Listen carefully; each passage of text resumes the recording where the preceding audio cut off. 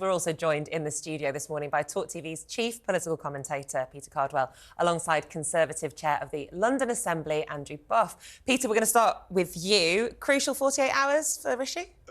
It's the most crucial week since last week. It really is. A lot can happen in the next 48 hours. We will see exactly how this COVID inquiry grilling goes for Rishi Sunak, but certainly the Rwanda vote. What is going to happen there? Is he going to get it through? How many abstentions are there going to be? Who can persuade the members of the Conservative Party who aren't happy with this? There are at least 3 different factions on the right of the party. There's lots for Rishi Sunak to, and his whips, the people who deal with party discipline, to deal with in the next couple of days to try to keep his party on board on what is a huge policy for him. I mean, one of his 5 pledges, stop the boats. He says he wants to be judged on that on the 4th of January. He's not going to stop the boats in their entirety. He keeps saying he's got them down by a third. But certainly this policy is absolutely crucial. And his legacy, how he'll be viewed not only as Chancellor, but will be viewed as a former Prime Minister. Well, actually, the next 48 hours are crucial because he can talk about what he did as Chancellor, on what the circumstances were to be set up to him for him to be Prime Minister as well, what he inherited as well. He inherited the Rwanda policy, he inherited the huge, very difficult economic circumstances after COVID and the lockdowns and furlough, which he was responsible for. So it's a really, really interesting time, not just for watchers, for participants in politics. I don't think he's going to lose the vote per se, but it's going to be pretty close. Andrew Boff, welcome to Talk today. Really appreciate you being on. Please don't heckle me. Can I just ask you this question? For me, Sunak has been very critical. I'm sticking up for Boris Johnson, but the view from the cheap seats is always easier than being in the firing line. And for some reason, well, for obviously good reasons, he's getting it from all fronts now. A divided party. He's getting the COVID inquiry. He's nailed his colours to this Rwanda plan that most people think isn't going to work. It amazes me that he has nailed his colours. What do you make of the next 48 hours, Rishi Sunak? Because over the weekend, and people can go, oh, that's not going to happen. Anything can happen with the Tory party. They're saying he could be gone. I don't think that's going to happen. The interesting thing about the COVID inquiry is that it teaches us absolutely nothing about those people that we didn't know already. We already knew Boris was a great presenter and made you feel good about yourself, but he had a lot of difficulties making a decision or just agreeing with everyone, which is his most annoying characteristic. And Rishi is very decisive, and he does make decisions. The COVID inquiry will reveal whether or not they were the right decisions, but at least you know that there's somebody there who does make decisions, even when they're quite difficult. As to eat out to help out, you know, I worried about that policy. I took advantage of it myself. You know, you got 50% discount to go out, so my local restaurant doubled all its prices, so we were no better off. But what this inquiry will reveal is the way in which decisions are taken. Because in any government, you're going to have conflicting characters.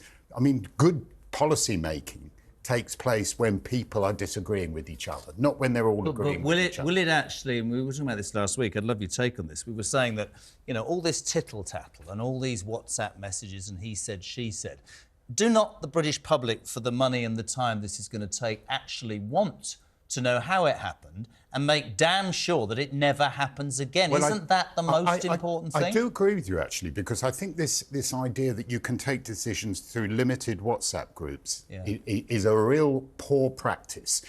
I often look at awful decisions of the past, planning applications in London, you think, why the hell did they build that? Or particular policies that just didn't work. And I always think, who wasn't in the room when that decision was made? Who wasn't there saying this is daft, like the Rwanda policy, may I say?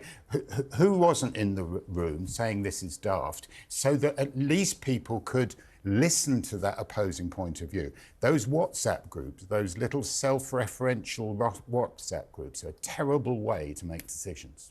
Do you think it's because such a big majority that Boris won at the time that he wasn't stood up against more? Or do you think there were those voices standing up against him? It just doesn't seem to be something that I'm familiar with, having read a lot of the WhatsApps, having heard a lot about these discussions that went on, that not enough politicians actually stood up against Boris. The scientists did. Well, I think Rishi Sunak certainly stood up against Boris, and he was arguing certainly that lockdowns were too long, too fast. There were too many of them as well. And I think that Rishi Sunak when he went for furlough, which is something very much against his personal kind of political outlook, essentially socialistic measure, paying people to stay at home. Those are kind of very difficult decisions he made as Chancellor. And a lot of that, he sort of owned that, really, and I think he probably should be given some credit for that. But what's interesting, certainly, is he's out to help out, and a lot of people will be scrutinised today. And you have people who actually haven't really come up a number of times as being very critical of people in the government. People like Chris Whitty, for example, who, a pretty controversial character, but nonetheless hadn't been openly critical of many people, calling it "eat out to help out the virus," as he put it. So, Rishi Sunak was called Dr. Death by the person who's now the chief scientific officer of this country. So he was criticised a lot, but also it was interesting from Rishi Sunak because, unlike a lot of people in the Conservative Party at the moment and in politics in general, he was criticising from the inside but being loyal outside. Yes. And a lot of people will say, actually, that's the best way to be, but not something that he is really benefiting from at the moment. Do you think... Certainly not. I mean, I know a lot of people think about conspiracy theories and Nadine's book and everything, but it does smack to me that Sunak's about to get a bloody nose. How many people do you think will rebel? Is it just about getting changes to that bill, because then it'll get to the House of Lords and be decimated anyway, and it's never going to work in the first place? I just repeat, I'm amazed that he's stuck his entire premiership on this. Do you think he's safe? Do you think that he will lead the Tory party into the next election? Or do you think they will do what they are absolutely famous for, which is destroying themselves and will disappear into oblivion for 10 years? Richard Holden, the chairman of the Conservative Party, said it would be insanity. Which one's that? Richard Holden. Oh, he's the new one, is he? He's the new one. Was it 3 weeks or something? He said something like that. Yeah. He said, North West Durham is his constituency, he said it would be insanity to have another leadership election for the Conservative Party. And at what point, I mean, who is the person who has any authority to go into the next election to say the Conservatives should be the next government? But the risk of being told that I'm wrong, the very man that's running the Tory party and is our Prime Minister does not have a mandate from the British people. It's not his mandate. It was not... I agree with that. I agree with that. He wants one. Yes, please heckle, Andrew. It's never been a British... We do not elect our Prime Minister. And why on earth we keep going back to this idea that there needs to be a mandate for a Prime Minister? Who needs the mandate is the local members of Parliament. But Andrew, my argument would be that the three most senior members of this government are not. Do you know what I mean? Do not have any belief in what won that majority. That would be my opinion on that. David Cameron, Jeremy Hunt, Rishi Sunak were not really anything to do with what was put to the British people in 2019. That's what I mean by that. What was put to the British people in 2019, of which there is a broad consensus within the Conservative Party, is that we don't tax people and that we ensure that personal responsibility is at the front of the agenda. And people will know at the next general election that they will throw those fundamental principles away if they decide to vote for anyone other than Conservative. Well, we've got the highest tax burden as a proportion of GDP since the Second World War. And how much more would it be under Keir Starmer? Well, the Conservatives have been in power for 13 years. Who knows what Keir Starmer stands for? In Rishi Sunak, at least you've got somebody there who can make a decision. He's got his 5 pledges, and I think he'll address them. You think he's going to stop the boats? You think he's going to? I think he will stop the boats, but the Rwanda policy is simply not the way. So how can you call him decisive and the right man when he's nailing his premiership to the Rwanda policy, which you freely admitted is ridiculous? I think it's what's going back to what I said earlier, which is about who's in the room, and the trouble is that that Rwanda policy was inherited. Oh, come on. You can't blame Johnson forever. Listen, no, I'm not blaming Johnson forever. You're blaming Braverman, presumably. Yeah. Well, no. I mean... I think he's a classic example, Rishi Sunak, of somebody who wanted it that bad that he'd stamp on anybody to get there. But actually, the reality of his position now is... And I hate to say this. I completely agree with you. We've got the... I say it every week. Even Nicola's bored of me saying it.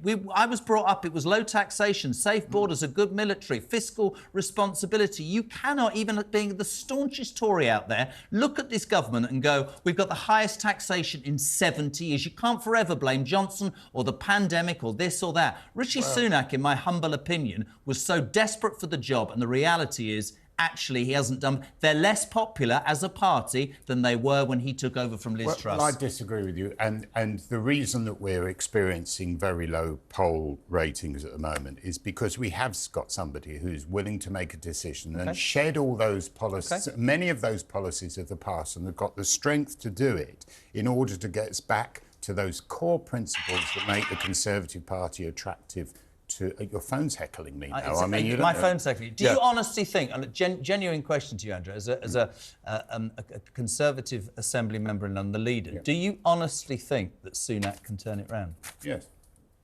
Interesting. Yeah, Peter? I don't think he can. I think there's been a consistent lead for Labour. 23 points at the moment in the latest YouGov poll. The Conservatives 23 points in the YouGov poll. The Conservatives have not had a poll lead for a year. They have not been ahead for over a year. This is very, very difficult. Rishi Sunak is in a really, really tricky position. His party is very divided in terms of the Conservative MPs. There are all sorts of different opinions. The task for him and his team over the next couple of days will be to try to bring those people together to say, look, try to get this through, then amend it later on, and try to get some sort of workable policy afterwards. But the thought that he is going to stop the boats by the 4th of January, that is impossible. That is not going to happen. Whether this policy actually works or not, the voters will decide. This is what he's nailing his colours to the mast, and we'll see what happens. Andrew, just really quickly, what do you think that Sunak can do to turn things around? Well, he can look to the past. I'm old enough to remember when Margaret Thatcher was deeply unpopular in the country and yet went on to win 3 elections. I can also remember back to the general election of 1992. What can he do? I know you're talking about history, but what can Sunak do? My criticism of Rishi Sunak is sometimes he talks like a pamphlet. And what I want to hear is the genuine Rishi Sunak. When John Major abandoned all the PR and just spoke from the heart, he suddenly connected with the British people. Right. I want Rishi to do that. I want to see the real. Not sure he can. So in short, your answer is a personality transplant. No. Just show the personality that he has. Let Rishi be Rishi. Let Rishi be Rishi. Well, thank you so much to Peter and Andrew for joining us this morning.